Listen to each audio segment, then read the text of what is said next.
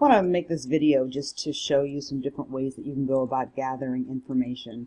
Now, for most of you, I'm sure that you would start with a Google search, and that's something that I often do also, so there's nothing wrong with doing that. Certainly it depends on your topic, and you want to also be very mindful of the credibility of the information that you're viewing. Remember, we do have the craft worksheets, and any internet source that ends .com, .net, and .org, you need to complete a craft worksheet. If you find something through the databases on HAC's website, even though you technically use the internet, we're not going to consider those internet sources. Also, if you find something through a Google search that is a .gov or a .edu, you do not need to do a craft worksheet. So I'm going to do this little video just to show how I would go about trying to research. So let's start with just saying we want to do a Google search. And I'm going to use Vietnamese New Year celebration for this particular topic. So I would just go to Google, I would type in Vietnamese New Year celebration, and of course I would get hundreds of hits, and I would want to scroll through those. Now, there's nothing wrong with starting with Wikipedia. As a matter of fact, you can get some nice leads to sources that you could use if you use Wikipedia. I find that to be helpful when I don't know a whole lot about a topic, so that's okay, but what I would recommend is that you go ahead and go to those primary sources that Wikipedia is going to use. And then I would just go through here and I'd just be looking at the name of the website and see, okay, well maybe, and really without clicking it and looking around, it's hard to know for sure how it's going to be. So this is why I say gathering information is a little like a scavenger hunt. You just need to kind of get out there, start doing it, dig around, see what works and what doesn't work. So as I'm going through, I see there's something here from USA Today. Now, USA Today, okay, that's a print source, that's a newspaper. Yes, it's a .com, so you're going to need to do that craft worksheet. But USA Today is something that, maybe people would think, okay, it's fairly credible. And honestly, for this particular topic, it's not going to be overly controversial. So let's just go ahead and click that and see what we can find out. So we see that there's some information here.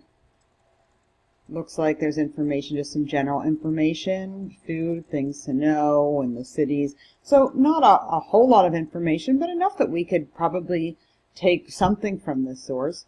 Now I see that it's USA Today. I'm going to want to go ahead and just double check up here that URL, make sure that it seems like it's okay. If I am on a website and I don't really know too much about it, if you scroll down usually way to the bottom, and I didn't explore this beforehand because I wanted you to see how it would look if you were actually doing it. You could look and see oftentimes there's something that says about us. Of course, since this is a source that is fairly well known, it may not have that. Interestingly, there's some resources here. It says the New York Times Travel Guides Vietnam. You can go ahead and click that. I have no idea. Oh, okay, we got page not found. It's not unusual for something like that to happen. So, but if you do have a subscription and you can actually view 10 articles from the New York Times in a month without having to get a subscription, you could go into the New York Times and you could search through the New York Times and see if you could find something. Okay, so going around, if I was doing a speech, this is something that I would potentially use. Now, you might say, well, I chose this topic because I know a lot about it because, I'm from Vietnam and I participate in the celebrations.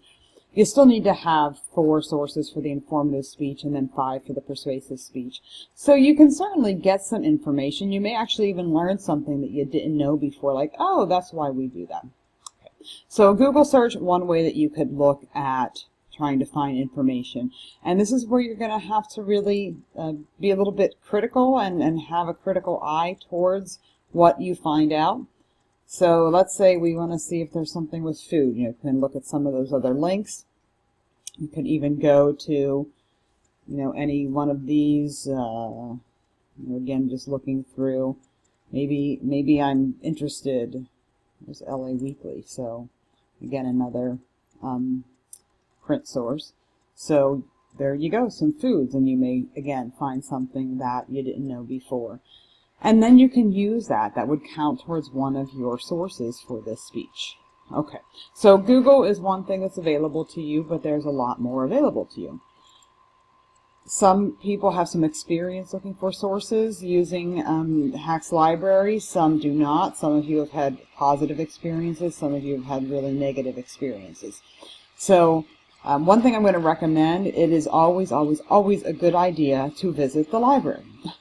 But if you're not able to visit the library, you can access their website from the comfort of your own home. I'm on HACS main page here. Notice I click right there on library. It's being a little bit slow. It's going to transfer this data in. Right. So we're going to be here on the main page for the library. And you'll notice that there are a variety of different things that we can do. Look, you can even schedule an online appointment with a librarian if you need help searching for stuff. And the librarians are a wealth of information. They know a lot more than I do about different techniques and ways that you can search for information. Let's say you need help doing research or citing something. There are folks at the library who are happy to help you. And so I strongly encourage you to do that. The purpose of this video is just to show you a little bit of some of the skills that I have and which you could maybe use. So when I'm looking for something at the library, I go over here to find because I'm trying to find something. And so I will click on that. It's been a little slow here today. Okay, so we finally loaded, and this is where now you can find library information. You can find books and media, there's articles and databases, there's various LibGuides, you can stream videos, you can look for specific journals. What I do is go to the articles and databases. Now for many students, they may feel overwhelmed looking at this list, not knowing, well, which one do I even click? Again, remember, finding information is like a scavenger hunt. You're going to have to spend some time doing it and dig. You'll notice that every single one of these has a very brief description of the kind of things that you might find within that database.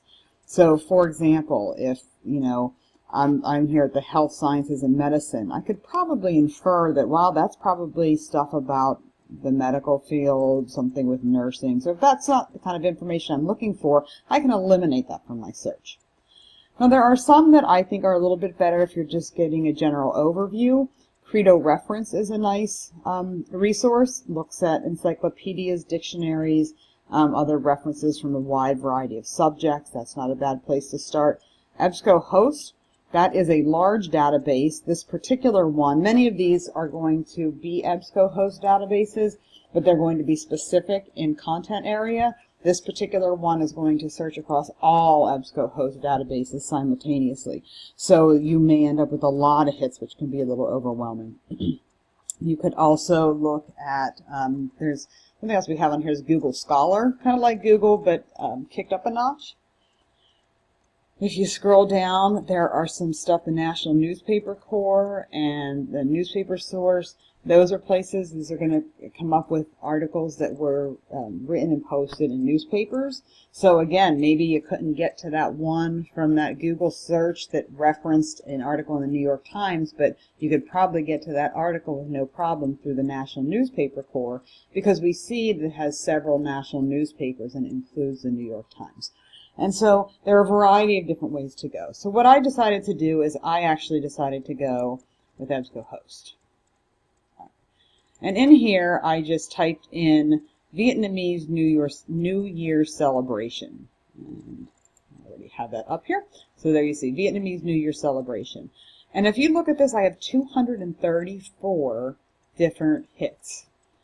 Now I can go ahead and I can reduce this just by saying, okay, I only want something that's a scholarly article, which for this topic you wouldn't need, or I only want something that's a full text. Or let's say you only want something that's, published more recently, say within the last, 10 years. And so we can move that little bar and we can change that. And then we can look and see what there is. And the only way to really know if it's going to help you is to click it open and read it. Now if you see this little symbol here that says find it, it does mean that it's not contained within the database. That doesn't mean that HAC might not be able to get their hands on it, but they may have to do some digging to do so. So you're just going to have to click open and then read through what there is. So we see here that this gives us an abstract, which is just a brief overview, and then it gives some information about different things that is there. You can email this to yourself. So if you click that, you can, where it says email, you can send an email to yourself. This article will be sent to you. One of the great things about using Hack databases is it will cite it for you. And for our purposes, whatever they have here is just fine. And then you can choose. So I recommend MLA. So if you use MLA, look, right there you have the citation. You can just copy that and paste that right into your preparation outline. So that's a fantastic reason right there just to use Hack databases if you can.